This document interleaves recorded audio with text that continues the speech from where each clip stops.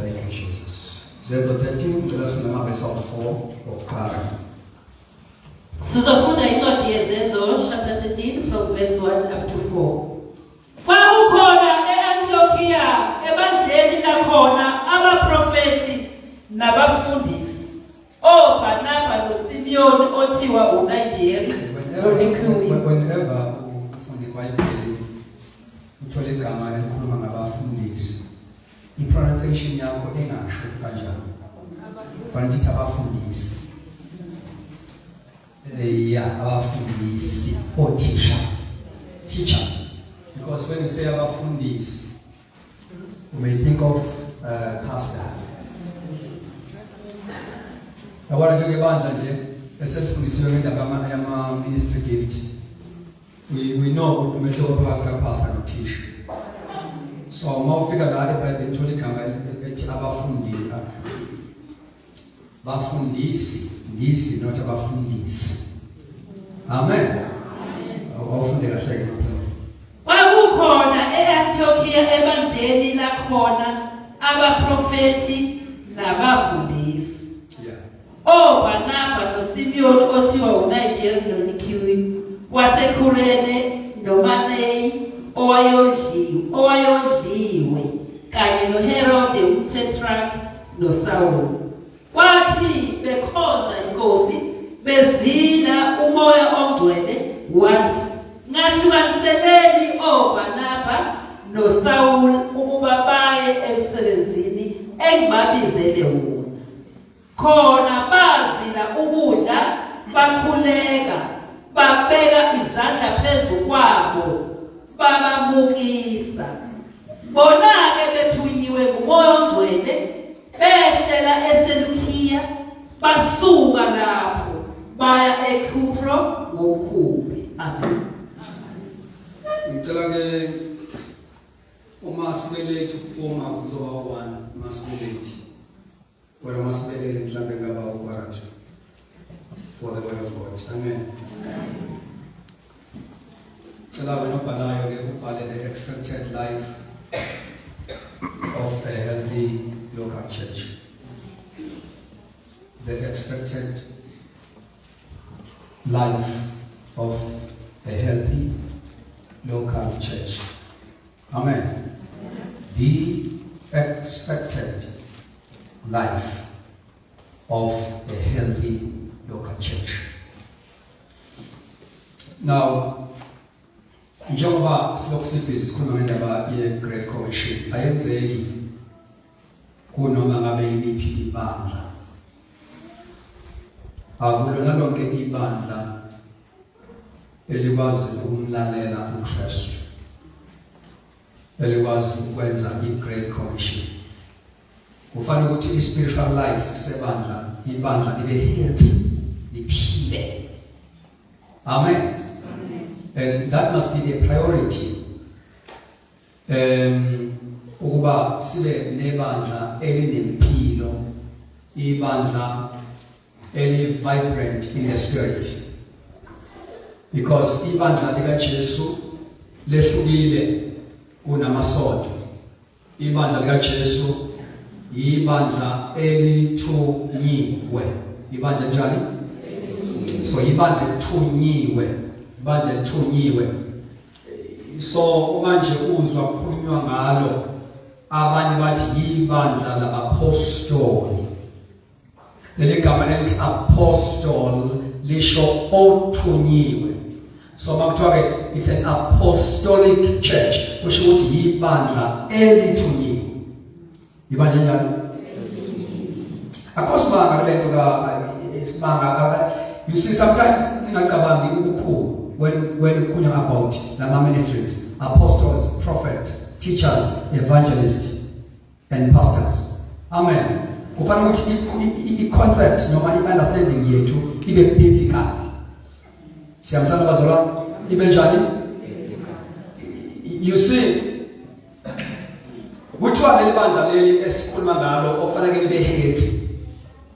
Kuthiwa ibandla elakhiwe noma elakhiwa phezu kwesisekelo sabapostoli nabaprofeti. Amen. Ibandla njani? Shashat.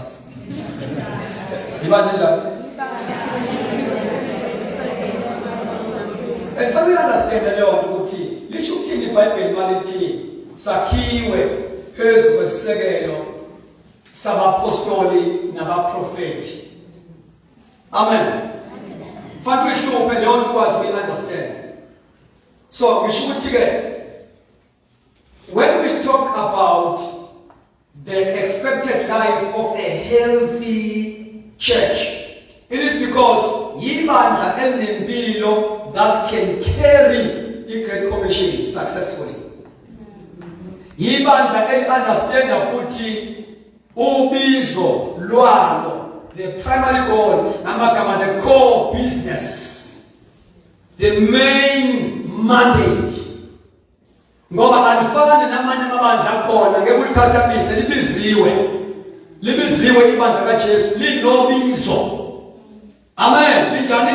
Linobizo. So last khona ke leli bandla laseAntioch, it's a very good example esikwazi ukubuka kulo ukuthi uma sifuna ukubona ibandla elinempilo, full of life, ibandla eli-vibrant in the spirit, ibandla elikwazi ukuthi lithi carry i-Great Commission successfully, ibandla elikanjani.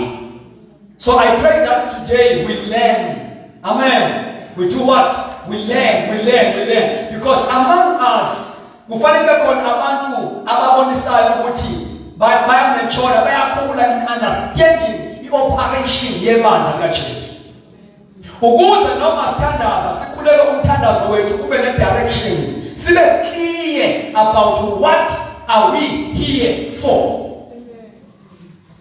Sikhule uma sikhula ke enye ama-signs asho ukuthi siyakhula, sizoyeka ukwenza izinto ngendlela yokufunisela. Kodwa uma ngabe senza izinto, sizokwenza izinto intentionally, sine-focus, sine-target. What are we doing? Amen. So kule chapter sifundayo, which is Acts chapter 13, we see a congregation that was spiritually mature. Ibandla leli number 1, any spiritually mature. When you read chapter 13, we see a spiritually mature church.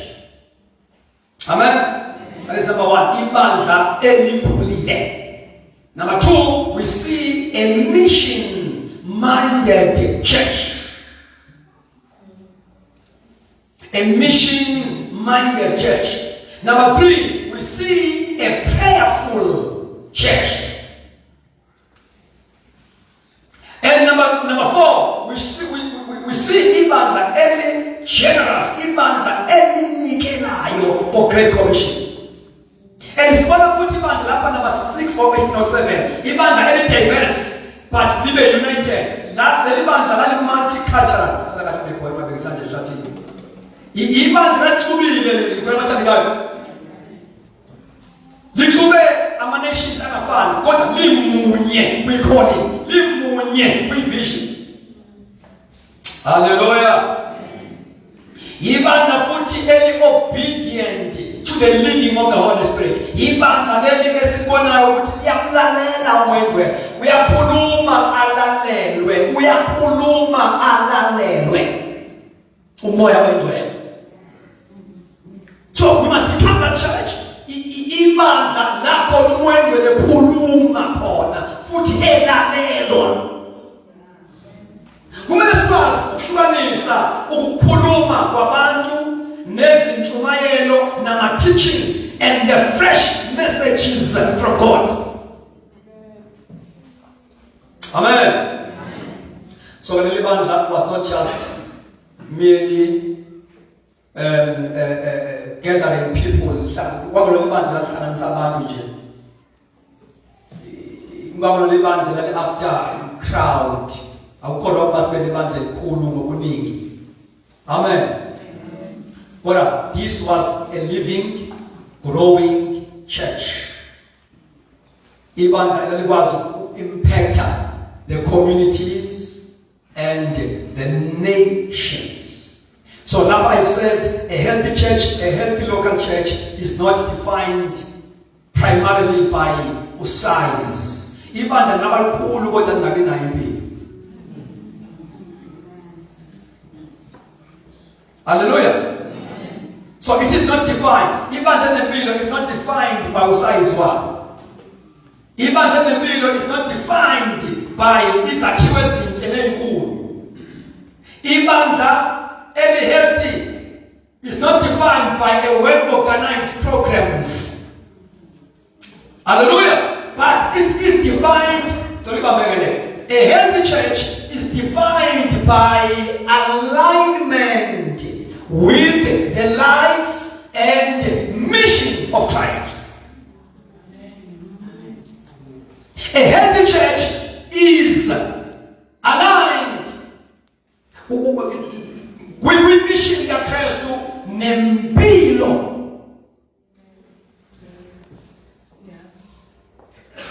Now, ibandla ke leli elenza kahle phambi kaNkulunkulu. Ngoba ibandla liyakwazi ukwenza kahle phambi kwalo. Kodwa lingenzi kahle phambi kaNkulunkulu.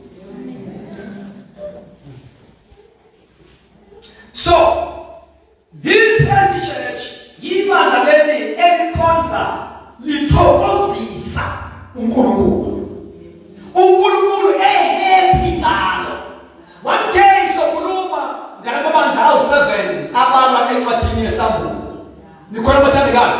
Sibona ukuthi kuyenzeka ibandla liqhube kodwa uJesu engekho happy ngalo. Kwibandla laseFesu Revelation chapter 2 uthi uKristu ngelibandla no man nginalento ngani ukuthi nilahlile uthando lwenu laqala. We are fallen from the first love. I love leso statement kaJesu sasingasho ukuthi leli bandla alenzi lutho. Leli bandla liyaphuma lina na programs eliwenzayo daily basis kodwa umnikazi walo akekho happy ngalo. We must be very careful. We must stay ibandla eliphuma ama programs kodwa umnikazi wethu engasekho happy ngathi. Hayi bathandekayo basashowe ake simjabulise uJesu. Asike senze uJesu abe happy ngathi. Now, the Great Commission is a heartbeat of Jesus.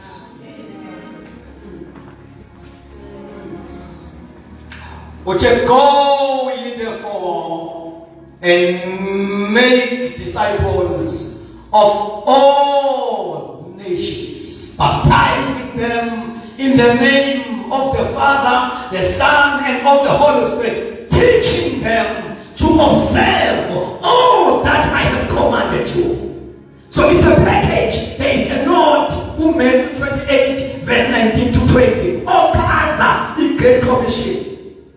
Mama besenze la practical ukuthi inani. Let us continue trying to please Jesus. Ngithi trying because angeke sithi senza ngendlela efanele. But let's continue trying to please Jesus.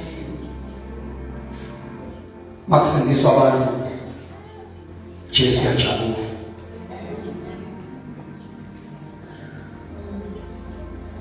Uma abantu bekhula beveza isimilo sakhe, character yakhe, uJesu uyajabula.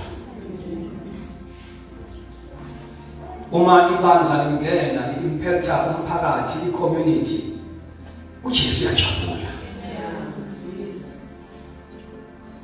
Bayibheli kwakuswelekile uTata uSamaria. Kunendawo okuhlala kuswelekile uKristu ukuthi ngathi singadatshulwa ngevangeli. Singakhohlwa abathandekayo ukuthi la abantu abahlezi laphansi, this is back to God. This is khulumani liphile. This is not the assemblies of God. This is back to God.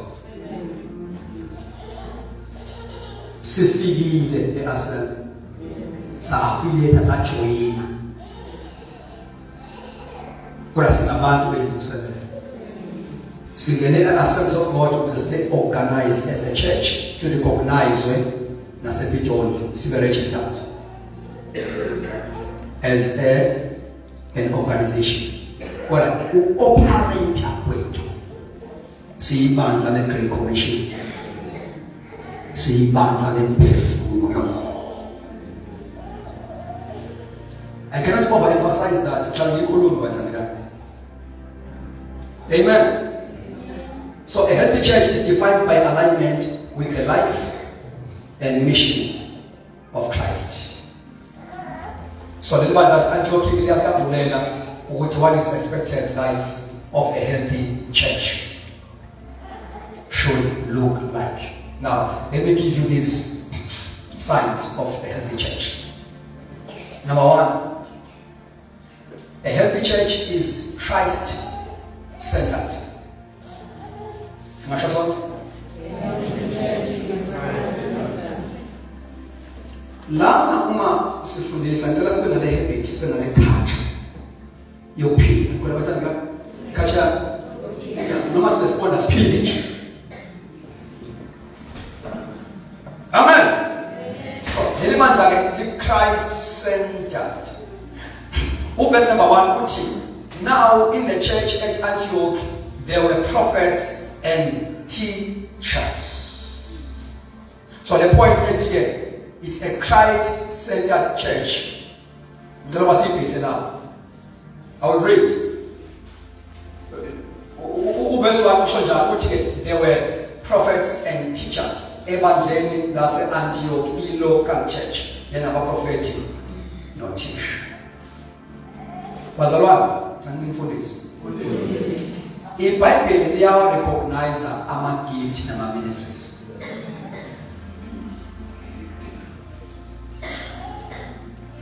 Hayi ngokwetithe. Kodwa ngokwegrace ephezulu komuntu. Ngoba iBhayibheli lithi wonke umuntu unikeziwe a measure of grace. Njalo ufundela abase-Efesu chapter 4 ufunde verse number awuqala verse number 4 Ephesians. Bunye umzimba, bunye umoya. Right, yeka uthi 5. Yinye inkosi. 6. Munye uNkulunkulu. 7. Kepha ilowo. And so. Read 7. Kepha ilowo nalowo ithina uphiwe umusa ngokwesilinganiso sesipho sikaKristu. Yini le? What is that? Tell me what the Lord will careful. Read my sister. Kepha ilowo. And you will read in English. Yes, read. Kepha ilowo nalowo ithina uphiwe umusa ngokwesilinganiso sesipho sikaKristu. Read again. Read again. Kepha ilowo nalowo ithina. Asho sonke ke. Kepha ilowo. Akusike class eliphilayo bakwethu. Kepha ilowo nalowo ithina uphiwe. Kepha ilowo nalowo ithina uphiwe umusa ngokwesilinganiso sesipho sikaKristu. Asisho. Kepha ilowo nalowo ithina uphiwe umusa ngokwesilinganiso Ganone tama somebody.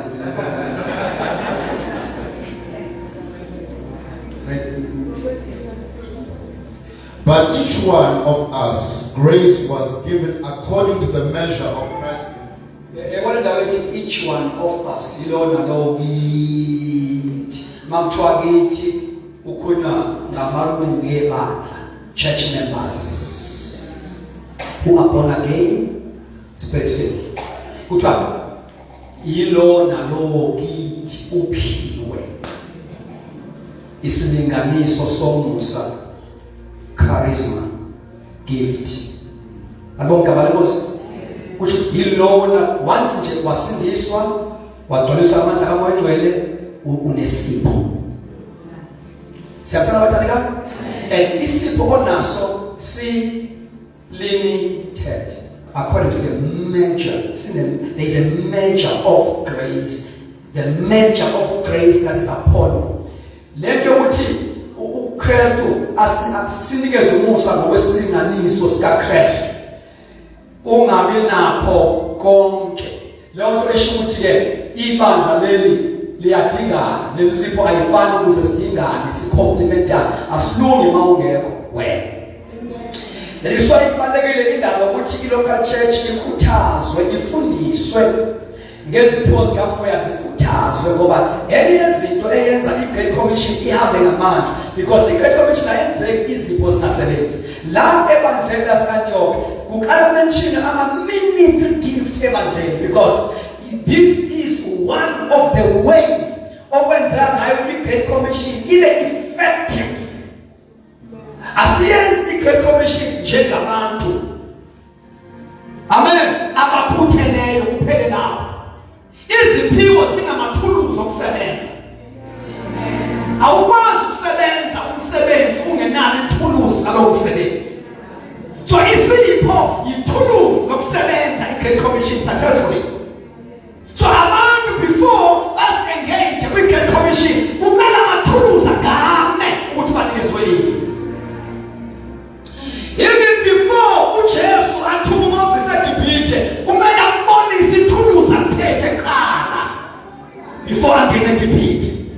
Nikhona abathandekayo na uthi Moses uphethe ngesakhe isandla uthi ngiphethe induku ukuthi ayiphothe phansi embonisa nje ukuthi this is a miraculous rod, yeah. Uthema ingene eGibhithe wangena esephethe ayaziyo. I-assignment yakhe ukuthi akhiphe akhulule abantu bakaNkulunkulu eGibhithe, but the assignment fanele ayenze ngethuluzi. So izipho, they are not toys, they are tools. Action is a performer, action is of entertainer, action is of dlala, is of sebenza. And akusebenzeke ebandleni enezipho ezilele ezisemthongweni ezidormant. Kuyenze kukhonze nesipho esilele. Kube naso kodwa silapha. Sibenza abathandekayo. Hayi papa manje bathi ngakufana abana. Sibenza lesipho. Siyalala lesipho. Siyabadormant. Ingakho Paul ethi Timothy, stir up your gift. Asho sonke? Stir up your gift. Say it again. Stir up your gift. Why the gift must be stirred? It's because it can be dormant.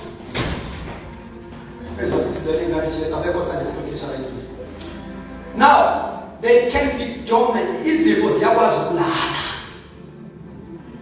Hallelujah. Now, we talk ngilona lokho na bemiyamlethe ukuthi ke. Niyazi ukuthi ngeke khuluma lapha ngendaba ye disadvantage noma ngazange ngiveze yamabandla amadala. Nikhona bathandekayo. Amabandla amadala ane tendency yokuthi engathi athobekile, aziphethe kahle, are humbled in terms of recognize ama-gift as they are. Kanti lokho umoya ukhona uba traditional kanti cabanga ukuthi uyalwena, cabanga ukuthi uyathobeka kanti you are being religious. Adontobeka uba religious. Uba religious failing to understand the operations of the spirit ngokwama-gift and ministries. Alikho ibandla elingaya phambili lingazange number 1 la promoter ama-gift nama-ministries, number 2 laba acknowledge, number 3 laba nikeza indawo yawo e-conducive ngoba each and every ministry and gift ayisebenzi noma ngabe kuphi. There is a sphere of ministry. Kunendawo iministry yakho ne-gift yakho ekwazi ukusebenza iflow kahle khona ingasuffocate. So gift must be promoted, must be encouraged, must be acknowledged, and also must be given conducive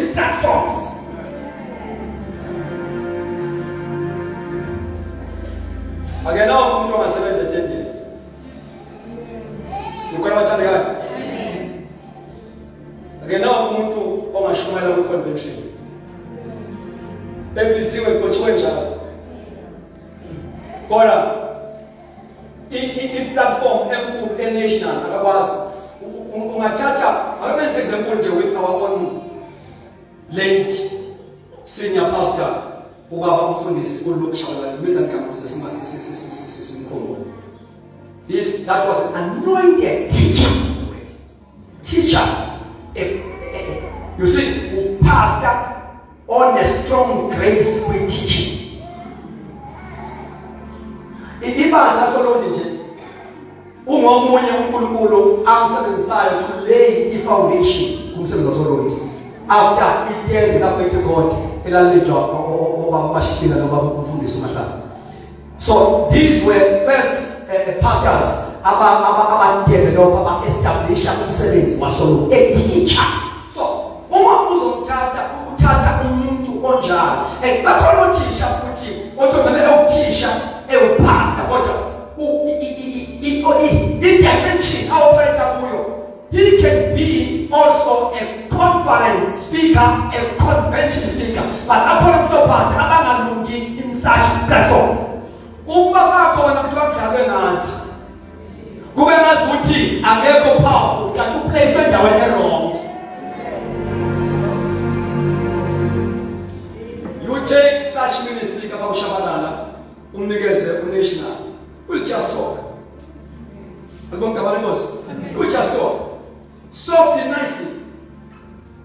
Well, ukuthi ayikwazi kuba ne-impact kwi-audience endaweni. Amen. Now ibandla uma lingafundisekile bese umuntu umjaja wrong ngoba awazi ama-scriptures. Nikhona manje ukuthi no i-speaker sitotshiwe akatotshwanga. Utotshiwe. I-platform angayitotshelwanga.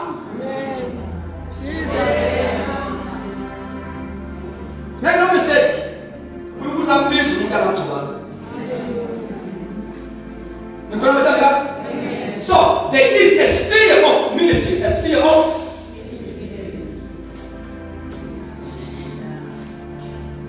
ofana ukuthi njalo uqondaniseke. Right. But that's a show where we need to understand. As we grow, understand that we operate ebandleni lendawo locally, likhula kwi-Great Commission, and also we must understand we operate kwiziphiwo zikamoya. Ukhona bathandika? Operate kwiziphiwo zikamoya. Sazi ukuthi abekho umuntu ongagcotshiwe ebandleni likaJesu. Kepha nginasipho ebandleni likaJesu. Kodwa manje uma siyilahle i-Great Commission angeke ibe khona i-emphasis kuma-spiritual gift. But as we focus kwi-Great Commission, we will be compelled to emphasize and promote ama-gift kamoya. Can you imagine? Ibandla uma lirise likhula njengale kuthiwa ebandleni laseNtshontsho bakhona abaprofethi nothisha. iBhayibheli alinamahloni alikho shy ukumenshina ama-ministries. Ithini special ngoba sicabanga ukuthi sithobekile. Siyangizwa nje bathanda. Thobeka. Hallelujah.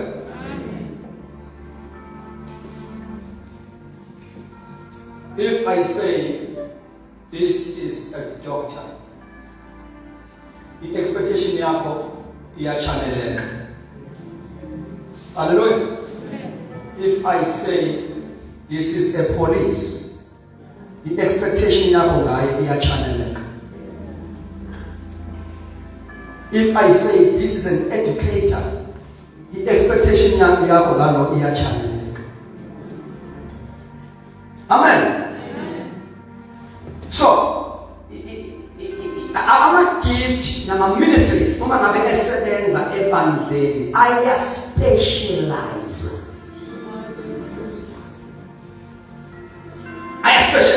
And enza abantu uma ngabe uNkulunkulu esebenza ngalezi zipho ba-expecte the manifold wisdom of God. Ukuvela kwenhlakanipho kaNkulunkulu eningi namasayidi angafani.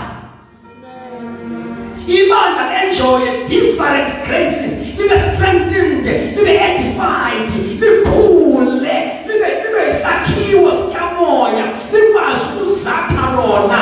Edification of the body of Christ. Ayenzeki automatically. Yenzeka ngoba ama ministries and gifts I operate in a proper way. Oh my God. So the Antioch church was built around Jesus Christ and his mission. Hallelujah. Their leaders functioned under Christ's authority. Why? Because these ministries, prophets and teachers and others, these are headship ministry. UKristu ibandla, uKristu inhloko yebandla nje. I-headship kaKristu is exercised through the fivefold ministry. So, their leaders, the Antioch, functioned under Christ's authority, and the church existed to glorify God rather than promoting personalities. It must glorify God rather than promoting personalities. Ngisho ngalokho, verse 1, before sitshelo namagama, names of the church leadership, sitshelwa ngezipho zabo kuqala.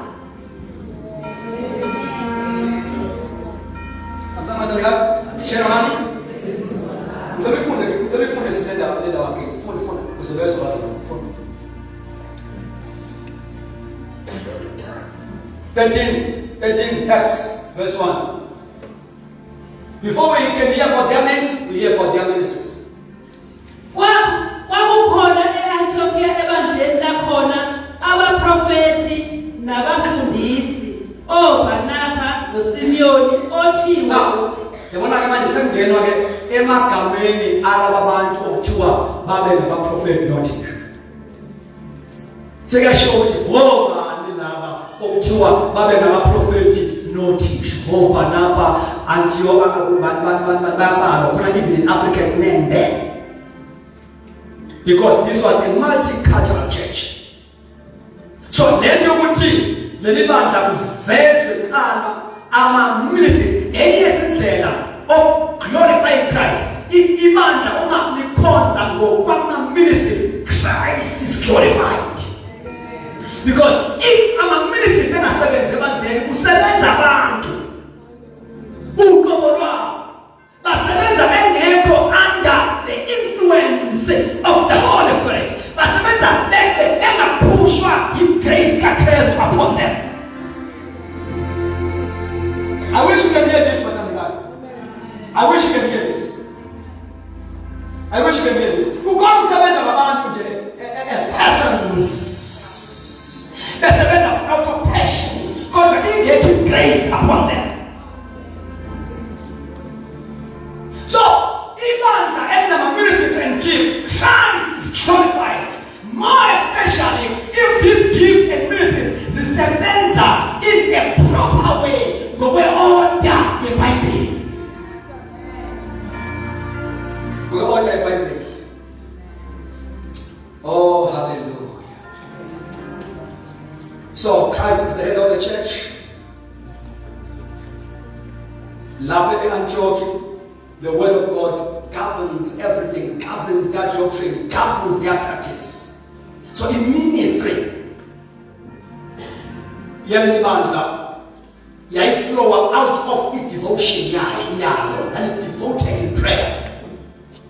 So the science building of a healthy local church.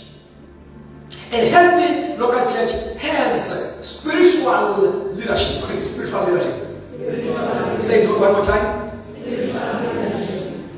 Because verse 1 identifies prophets and teachers serving together. That is spiritual leadership. What kind of leadership is spiritual? Number 1, spirit-filled. So these are the characteristics of a healthy spiritual leadership. Spirit-filled. Number two, biblically grounded. So if this leadership is biblically grounded, it's not driven by traditions. This is not a traditional leadership. They are driven by the principles of the Word of God. Number three, it is servant-hearted. Kushukuthi ukuboni abusebenzi njengamaboss. Basebenza ngomoya wobuservant. Bayaliseva imali. Nikhona bathandekayo.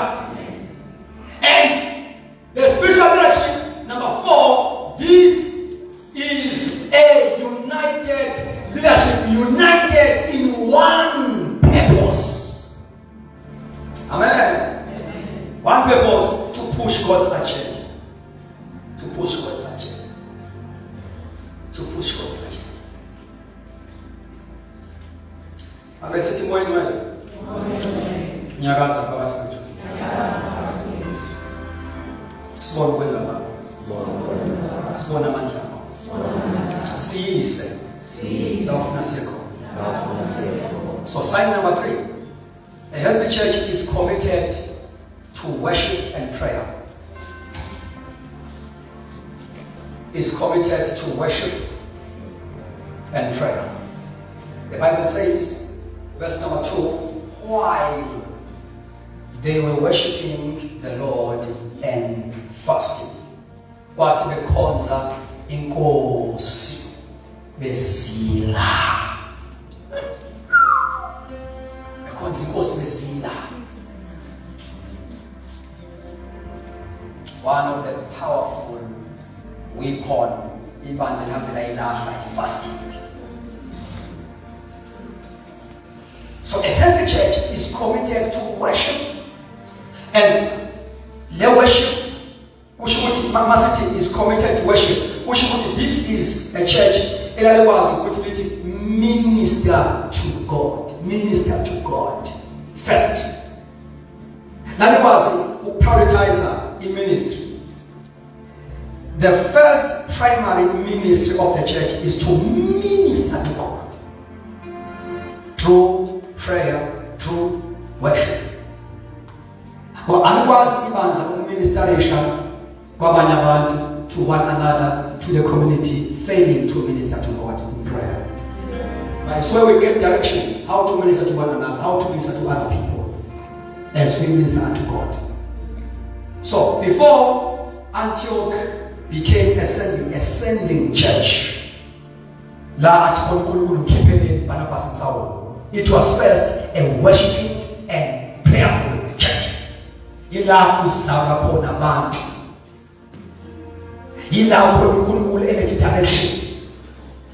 is a primary ministry of the church to worship God, to pray, to be devoted to God. It's where we get direction. It's where it flow It flow as Ibanda is a committer. We worship and pray.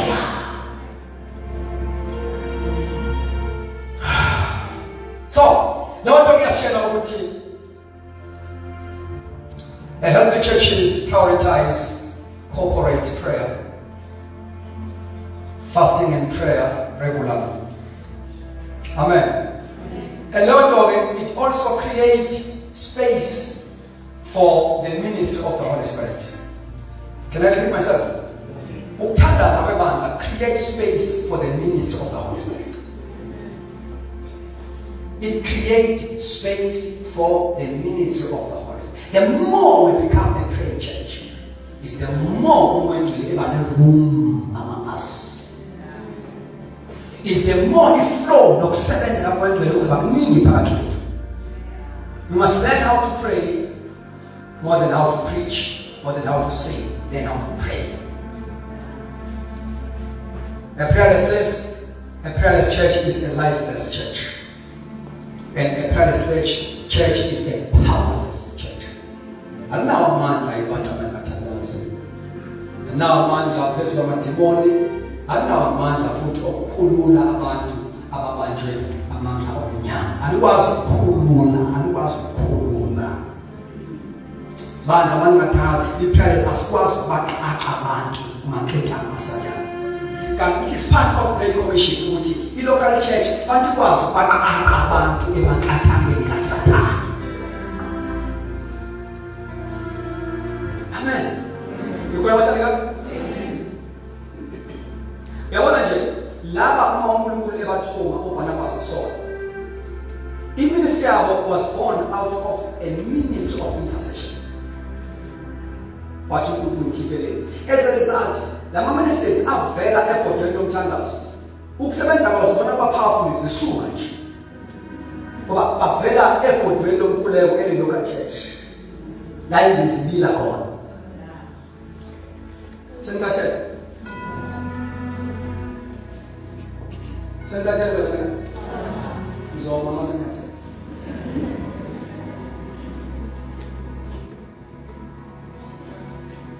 I strongly believe inside time, we just not impress people, it's not please people, but speak God's heart. That's it is. So, bavela ebhodweni lomkhuleko. One of the signs yaloko, i-ministry yabo was so dynamic. Hallelujah.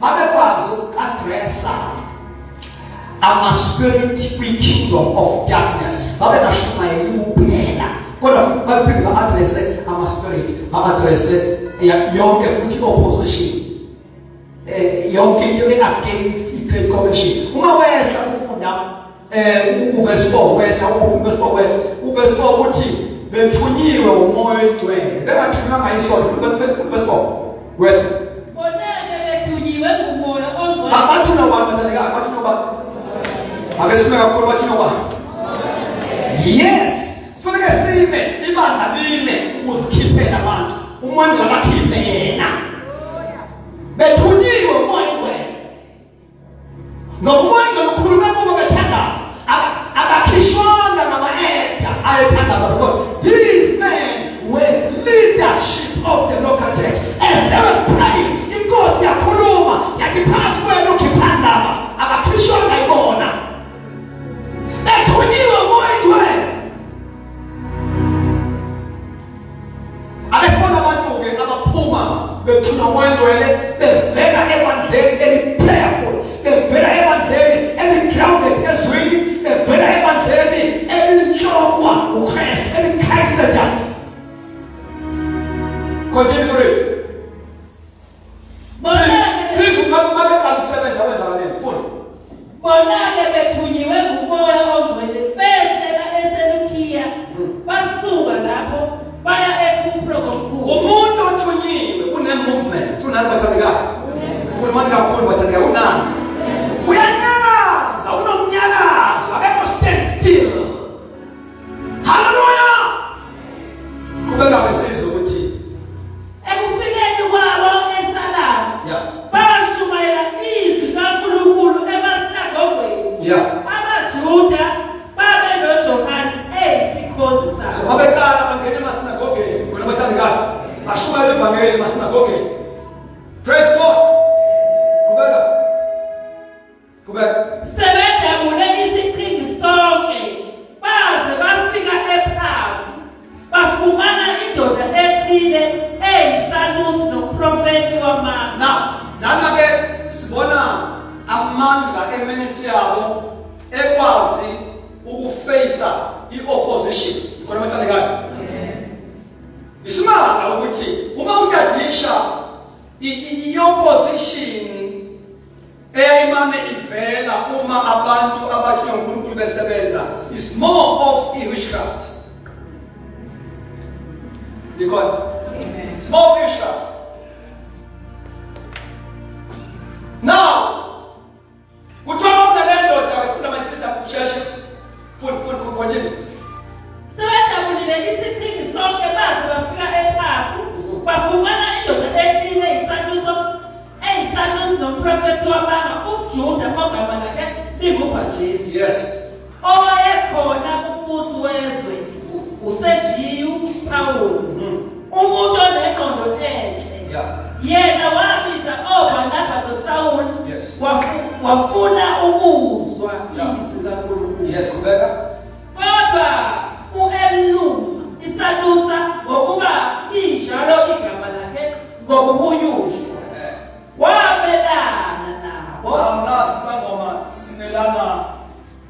preaching of the gospel kubantu abavela kuleli abandla. Abantu abazalwa eAntioch. Amen. Now, this is a demonic opposition, opposing people. Abazalwa ibandla elithandazayo, ibandla elibased ezweni, ibandla that is governed by Christ, grounded in the word of God. Awuyisiza ukwenza la kwenu tuni sisi. Kodwa elubi isanuso ngokuba linjalo igama lakhe ngokhunyusha wamelana nabo wafuna ukuphambukisa ubusi emkholweni. Kepha uSaul osethiwa uPaul egcwele umoya ogcwele wamkholozela. Lalike bathandika. uPaul manje kanjalo sisi uPaul lo uNkulunkulu athi emshwanzini yabantu iBhayibheli le ndoda eyisanusi enokushilo evangeli bayiqolozela egcwele umoya. Ngeke sime phambi kwamadimoni singagcwele umoya.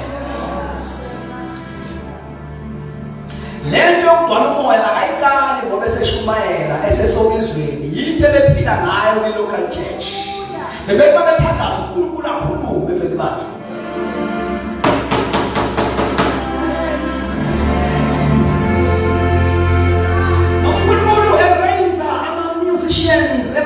Ngoba ibandla maniphile emoyeni besobona ukuthi isikhathi sikhona ngoba isikhathi sinazo sanele to teach this the whole week. Sibona ukuthi ibandla lijalo liyazana different ministries, diversities of ministries. Even the worship people, abantu kungabanikeza ingoma abashumayela ivangeli through a song. It depends ukuthi iministry yabo is very effective, ibe successful. It depends kwisibetho esibasalayo. Bavelaphi, bazala ubani, babuyaphi, ondliwa kuphi, ondliwa ngani?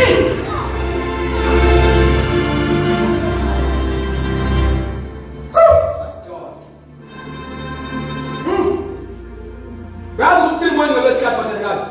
Uthi umoya lebandleni sa manje asikwazi ukuba siresponde usa singekho prepared. Uyazi ukuthi usa mangikhamba inyamazane umele usama nezinja once wayibona inyamazane i-command leyo ekishona khona. So asikwazi ke uba sishone obizweni lwethu singekho prepared. Noma ngiyisa siba njengenje isagwana inje engakwazi ukusingena. Ungakhamba inyamazane umnikazi wenja etisa instead ukuthi inyamazane iye malusi I mean iye umsengeni umnikazi wakhe instead of ujahi inyamazane linjali bandla elingekho well equipped ukwenza umoya ngwele ethi sa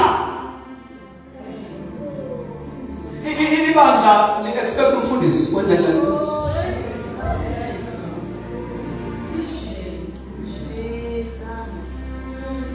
You see? Isikhathi lesi bazalwane bami enkosini lokuba sigijimele assignment. Now, uPaul egcwele umoya ongcwele wayiqolozela le ndoda. Sibona i-authority emuntu obizwe uNkulunkulu with a ministry. He can face demonic opposition.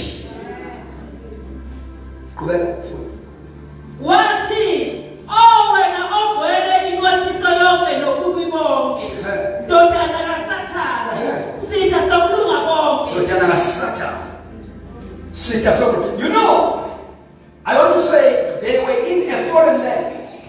Ngoba bathanda Paul Barnabas basendaweni abangayijwayele bathi uNkulunkulu yona kodwa babengenalo uvalo ngoba bathanda to speak radically like that. Ndodana kaSathane basezweni abangaziwa kulona abanayo isecurity ebonakalayo abagadwe na uhulumeni kunento abahamba nayo engathi bamuzwile uJesu bangabethi onke amandla anikezwe mina ezulwini nasemhlabeni therefore ngakho ke hamba. Yazi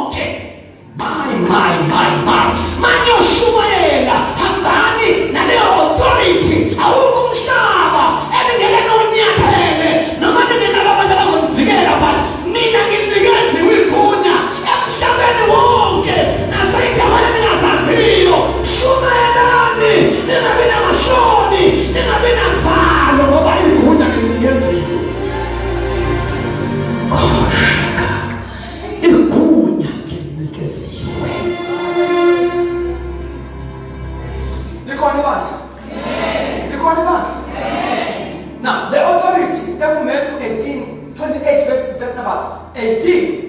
I-authority esihamba ngayo sidabula onke amazwe. Ngoba uJesu uthe onke amandla nikezwe mina ezweni nasemhlabeni. Uma ngisho njalo uthi go therefore usho ukuthi now I am delegating this authority to you. Okusho ukuthi i-Great Commission isiyenza with a delegated authority. That is why lapho Paul makafika le ndoda wayigqoloza ngelamandla and then wayesekuba lamazwi e-judgment. Wayibuka number 1 ndodana kaSathane. Ekusho lokho under authority. Ekusho lokho egcwele umoya.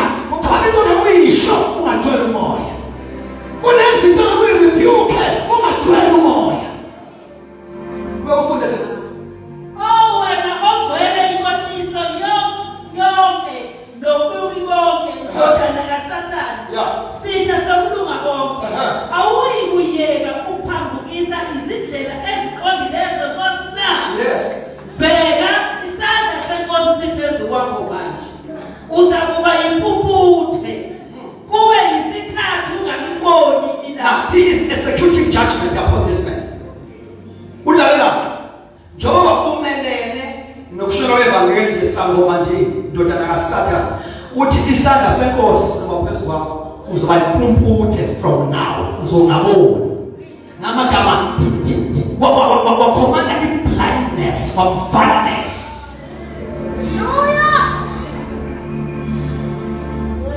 Abesithi right kube.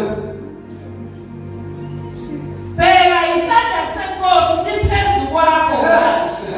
Uzakuba impuputhe kube yisikhathi ungaliboni ilanga. Le ndawo ethi praise God ishi ukuthi for temporary ngizovala just for temporary to prove ukuthi ngithonyiwa ngithi maka ukhona umthumela ngizovala manje for uzongaboni ilanga just for a moment. I want to prove for you ukuthi you don't have power over me because I am the sent one. Read. Kwasekufikela khona lapho. Kwamfikela khona lapho.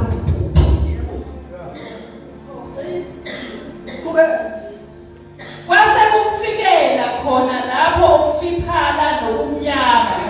Wahamba efuna abazakuhola ngesandla. Wahamba efuna abantu abazomleader ekade eopposa i-gospel preaching of the gospel. Lento esiyenzayo ayithi twa. Uma siyenza with authority and understanding. Akekho ngaphambi kwalento. Kube kufuna kadela. Khona umbusi esebona okwenzekileyo wakho emangaliswa ngesifundiso senkosi. Esebona okwenzekileyo. So, our signs and wonders are there so that people may believe Jesus. Why we demonstrate amandla nje esithi judgment kuphola for the fact ukuthi abonakala ngathi unkulu kodwa lesi senzo sasiyintshumayelo futhi. Saletha umuntu waphenduka ngenxa lesenzo. Umbuso wenda bakhola. Ukona abantu abake bakholwa ngenxa yokuthi siyashumela nje abazokholwa ngepreaching ehambisana demonstration of power. And I believe ukuthi kulesikhathi amadimoni angaka ibandla bedinga ukuthi opharate le dimension yemandla kuqala. Ibandla masifika endaweni there is a lot of opposition. Kodwa ndika you know ukuthi ababusi bezwe bangasemukela kodwa ababusa ezweni labomoya bakwazi ukublock into ngenzeke. I'm telling you.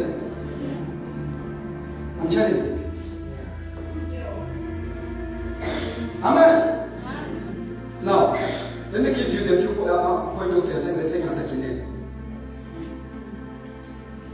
A healthy church raises and sends workers. A healthy church raises and sends workers. Then after fasting and praying, verse number 3, then after fasting and praying, they laid their hands on them and sent them off. Amen. So Antioch was not focused only ekugcineni abantu ngaphakathi. Nikhona mthandi ka? Kodwa kwakuyibandla lali committed also in sending people under the guidance of the Holy Spirit. Praise God. So, a sending culture ebandleni is all about developing disciples. That is number one. Developing disciples. 2, equipping ministers. 3, releasing people to their assignment. And also to support Ukushinalo Evangeli. So Barnabas and Saul were among the best leaders. Kora in Antioch, ulo cream and now was also willing to release them for the gospel. Amen. Amen. To release them for the gospel. So it's very important to put in local church, we focus on training believers for ministry. We identify spiritual gift. It's not included because the message Amen. Even the numbers would send people. That church eventually becomes the focus of the party. Singakhamba people nendlela train ngabantu esifundisa ngabantu iscope sesifana limited simala ekutheni to produce people abazofita ngama programs ethu as a church kodwa abangafiti for commission. So the local church helping kumele i-raise i-produce abantu abafiti for a mission. Ibe nabo abavangeli bayo, ibe nabothisha bayo, ibe nabaprofeti bayo, ibe nabantu abane-passion ye-commission.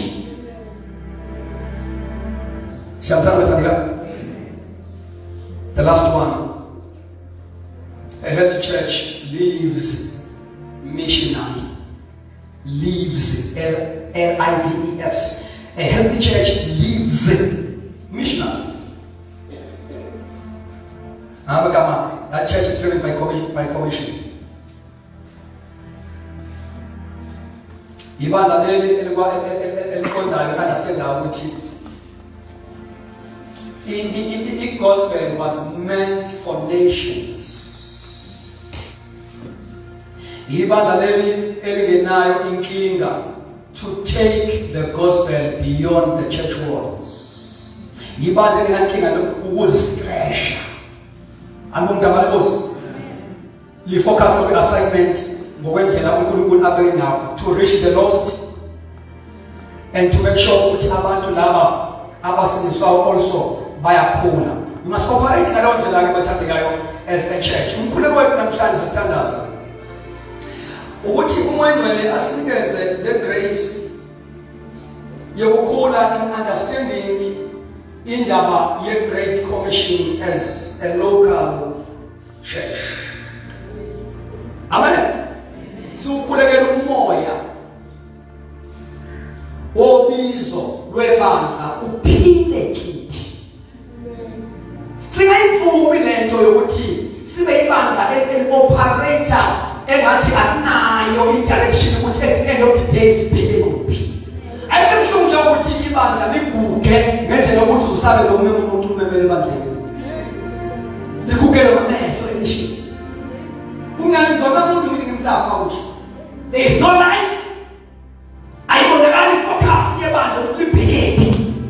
Now engathi uNkulunkulu wesinavuma ukuthi eshowe aqale ngathi ukwenza i-restoration ye-Great Commission iphile phakathi kwethu. Engathi uNkulunkulu singamblakale ngathi ukuraise abantu ngoba siye sayinikele emthandazweni. The more we pray, the more we devote ourselves in prayer is the more sizobonake uNkulunkulu akhuluma esinikeza i-direction, a flow phakathi kwethu esinikeza new direction each and every year. And after that sivume futhi ukuthathela singabe sisalunga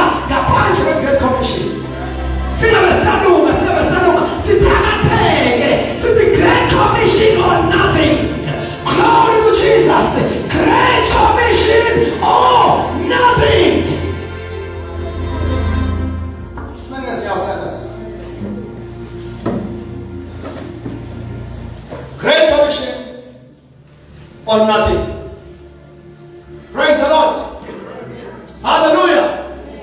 Now, I'm going to Lord Chikosi.